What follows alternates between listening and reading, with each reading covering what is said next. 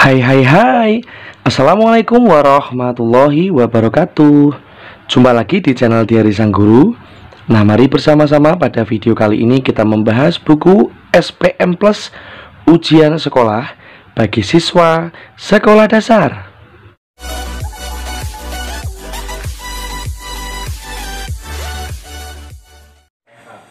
Jumpa lagi di Perdana Channel. Namun sebelumnya jangan lupa subscribe dan klik lonceng notifikasinya. Terima kasih.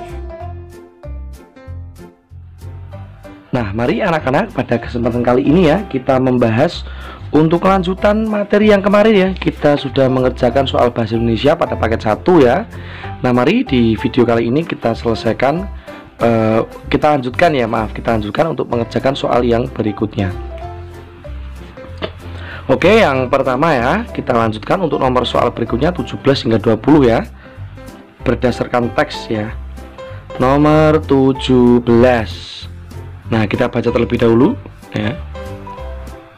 Berdasarkan penelitian, pohon kelapa memiliki banyak manfaat. Buah kelapa bermanfaat untuk menyembuhkan beberapa penyakit seperti BC, luka bernanah, bawasir, disentri, dan kolera. Buah kelapa juga bagus untuk mengobati keracunan karena dapat menetralkan racun di dalam tubuh. Selain itu, buah dapat diolah menjadi aneka makanan ya, atau minuman. Para dokter gigi juga meyakini bahwa buah kelapa dapat mencegah gigi berlubang. Selain buahnya, bagian lain juga digunakan untuk bermanfaat ya, yaitu membuat tak nyaman, ketupat, dan sebagainya. Nah, nomor 17, informasi yang terdapat di dalam teks. Nah, tentunya ini kita lihat pilihan gandanya ya. Batang kelapa digunakan untuk bahan baku jembatan, salah. Buah kelapa dapat digunakan untuk mengobati racun, betul. Nah, jadi jawabannya adalah B. Nomor 18, kalimat utama dari paragraf. Nah, kalimat utama berarti berada di posisi awal ya anak. Nah ya, ini ya, pohon kelapa memiliki banyak manfaat. Jadi jawabannya awal atau jawabannya A. Nomor 19, sinonim dari kata yang bergerak tebal. Sinonim artinya persamaan kata ya. Ini ada kata aneka ya, ini ya, ada aneka ya. Nah, persamaan kata aneka ini adalah banyak ya. Beraneka itu banyak, maka jawabannya adalah C. Nomor 20, makna kata yang bercetak miring ya. Ini ada kata bercetak miring anak-anak ya, yaitu disentri ya. Disentri itu merupakan penyakit ya anak-anak ya, pada selaput lendir usus ya. Dengan gejalanya itu seperti ketika buang air besar ya, atau kamar mandi itu bercampur lendir ya. Nah, itu dinamakan dengan disentri. Nah, maka untuk nomor 20 ini kita lihat jawabannya, maka jawabannya adalah D ya. Nah, sekarang nomor berikutnya nomor 21. Terdapat teks pidato ya, teman-teman yang saya banggakan. Nah, dalam rangka memperingati Hari Bumi, marilah kita sejenak melihat keadaan alam sekitar kita. Ada banyak sekali pabrik yang berdiri di sekitar kita. Asap pabrik dapat menyebabkan udara yang kita hidup tercemar jika pengelolaannya tidak baik. Nah, selain itu, banyak terjadi penebangan hutan secara liar dilakukan oleh oknum yang tidak bertanggung jawab. Hal itu dapat mengakibatkan bencana seperti kekeringan dan banjir. Nah, oleh karena itu, marilah bersama-sama kita lestarikan bumi agar tidak terjadi bencana dan hal-hal yang tidak diinginkan. Nah, nomor 21 kutipan ya. Teks pidato ini berisi ajakan anak ya untuk menjaga kelestarian lingkungan ya. Maka nomor 21 bisa kita lihat, tentunya jawabannya adalah A. 22, tema teks pidato tersebut. Nah, temanya sangat mudah sekali ya. Tentunya jawabannya adalah pelestarian bumi, atau jawabannya D.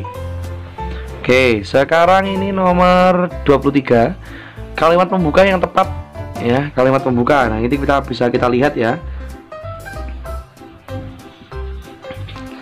Yang saya hormati para warga, tidak ya ini, karena ini tidak kalimat pembuka ya. Kemudian 2, Bapak Ibu yang kami hormati, dalam rangka mensukseskan pilihan ikut, mari kita menggunakan hak-hak kita. Nah, ini juga tidak ya. Ini sebenarnya diisi atau dipenutup. Rekan-rekan yang saya hormati, kita berkumpul lapangan ini untuk melaksanakan. Nah, ini berarti isi ya. 4, anak-anakku marilah kita panjatkan. Nah, ini betul. Nah, jadi jawabannya untuk kalimat pembuka adalah nomor 4. Jadi jawabannya nomor 23 adalah D. Nomor 24 ada teks puisi dan teks prosa. Nah, melihat tabel ini ya, perbedaan puisi dan prosa. Nah, kalau puisi itu berbentuk bait anak-anak ya. Nah, kalau prosa itu berbentuk paragraf, karena prosa itu menceritakan puisi ya. Nah, maka nomor 24 jawabannya adalah D. 25. Nah, ini petunjuk ya, menonton televisi. Nah, kita diminta untuk mengurutkan ya, untuk mengurutkan cara menonton televisi yang benar ya, caranya yang benar. Yang pertama bisa kita lakukan tentunya dua ya, mencolokkan stiker ke stop kontak ya, berarti 2. Kemudian tekan tombol power pada remote ya, berarti 24. Nah, ini ada 2 ya. Nah, setelah itu memilih siaran yang ditonton 3. Oh, berarti jawabannya udah B ya. Ini ada 2, 4, 3. Berarti jawabannya adalah B. Nah, seperti itu ya cara mengerjakannya ya. Ini kita baca dulu, kemudian kita cari di sini. Oke, nomor 26. Kalimat yang tepat untuk melengkapi teks. Ya, nih kita diminta untuk melengkapi teks ya. Colokkan kabel, kemudian tekan tombol on, pilih tombol kecepatan sesuai dengan keinginan. Nah, kemudian apa yang kita lakukan? Setelah itu kita mencabut stop kontak. Nah, tentunya bisa kita lihat ya, ini tekan tombol off karena ini mau dicabut ya, maka harus ditekan tombol off dulu. Maka jawaban nomor 26 adalah A. 27. Bacalah ilustrasi berikut ya. Rama bersama ibu datang ke bank terdekat untuk mengirim uang kepada kakaknya yang sedang berkuliah di luar kota. Saat melewati pintu bank, petugas menanyakan keperluan. Setelah diberitahu, petugas meminta mereka untuk mengisi formulir. Nah, berarti formulir yang tepat yang harus diisi ya adalah pengiriman uang ya. Jadi jawabannya nomor 27 adalah A. Oke, sekarang nomor 28. Nah, kita mencermati cerita terlebih dahulu ya. Vino tampak berlari dengan tergesa-gesa menuju ke gerbang sekolah. Ia nyaris terlambat semalam. Ia terlalu asik membaca komik sehingga tidur terlalu larut. Untunglah penjaga sekolah belum menutup rapat pintu gerbang sehingga Vino masih bisa masuk. Vino terus berlari dengan terburu-buru di koridor sekolah. Ia tiba di depan kelasnya bertepatan dengan Bu Sisil, wali kelas, masuk ke kelas. Nafas Vino begitu tersengal-sengal. Ia langsung menuju ke tempat duduk sambil mengucap permisi kepada gurunya. Bu Sisil hanya menggeleng-gelengkan melihat kelakuan si Vino. Baik anak-anak, ayo kita kumpulkan PR bahasa Indonesia yang 2 hari lalu ibu berikan, kata Bu Sisil membuka percakapan. Para siswa tergegas membuka tasnya untuk mengambil buku tugas termasuk Vino. Namun baru saja Vino hendak mengeluarkan buku dari tasnya, ia menyadari sesuatu yang penting. Astaga, aku keliru membawa tas sekolah. Ya, yang dibawa adalah tas les. Gerutu Vino dengan panik dalam hati. Ia sungguh menyesali dirinya yang ceroboh. Ia pun menerima sanksi yang diberikan oleh bu guru ya, dan dia mengakui kesalahannya. Ya, berarti nomor 28. Konflik yang terjadi dalam cerita tersebut adalah tentunya konflik ini dia salah membawa tas ya. Konfliknya itu ya. Nah, maka nomor 28 jawabannya adalah D. 29. Amanat yang terkandung dalam cerita tersebut. Ya, untuk amanatnya tentunya ya, janganlah jadi anak yang ceroboh ya. Nomor 29. A berarti ya. 30. Makna kata yang bercetak tebal. Nah, ini ada kata ini nyaris. Nah, nyaris itu maknanya apa ya? Nah, berarti jawabannya adalah hampir. Nyaris itu hampir ya.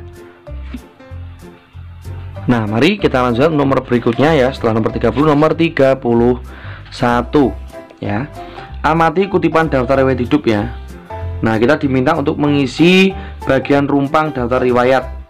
Nah, ini yang kosong adalah agama ya. Maka bisa kita baca teksnya terlebih dahulu. Kak Rina memiliki nama lengkap Rina Brilia. Oke. Mengikuti ibadah di gereja. Nah, di gereja berarti nomor 31 ya anak-anak ya. Pak Guru tulis di sini ya anak-anak ya. Berarti nomor 31 ini jawabannya.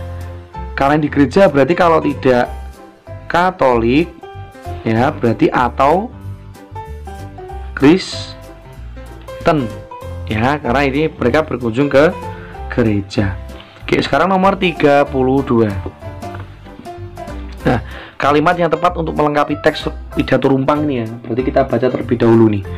Nah, pada hari ini kita berkumpul di sini untuk melakukan pengibaran sangsaka merah putih dalam rangka perayaan HUT Republik Indonesia. Dahulu para pejuang kemerdekaan dengan penuh semangat mengusir penjajah dari bumi Indonesia. Saat ini kemerdekaan sudah kita raih. Sebagai generasi muda, kitalah yang harus melanjutkan perjuangan mereka dengan mengisi kemerdekaan ini dengan hal-hal yang positif. Bagaimana peran kita sebagai siswa, ya ini bagaimana peran kita sebagai siswa dalam mengisi kemerdekaan. Nah, berarti kalimatnya kita perlu lanjutkan seperti ini anak-anak ya. Nah, karena itu tugas sebagai siswa, maka kalimatnya begini ya.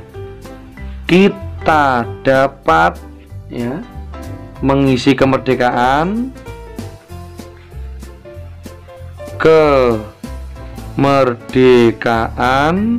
dengan belajar giat. Ya, jadi bisa kita isi seperti ini ya. Jadi kita dapat mengisi kemerdekaan dengan belajar giat ya. Jika kita melakukan hal itu, apa yang ini sudah ya, apa yang akan kita catatkan maka akan tercapai. Nah, ini untuk nomor jawaban 32. Nah, berikutnya nomor 33. Nomor 33 ya. Cermati kalimat berikut ya. Untuk menghijaukan kembali hutan-hutan yang telah gundul, kita harus melakukan transmigrasi. Nah, perbaikan istilah yang bercetak miring. Nah, ini karena ini berhubungan dengan hutan-hutan yang gundul ya. Ini bukan transmigrasi ya anak-anak ya, namun reboisasi. Jadi jawabannya adalah reboisasi. Nah, ini untuk nomor 33. Nah, demikian ya anak-anak ya untuk pembahasan ya, lanjutan soal nanti untuk nomor 34 hingga nomor seterusnya akan Pak Guru bahas di video yang selanjutnya ya. Demikian dari Pak Guru, terima kasih. Sampai jumpa di pembahasan yang berikutnya. Pak Guru akhiri, wassalamualaikum warahmatullahi wabarakatuh.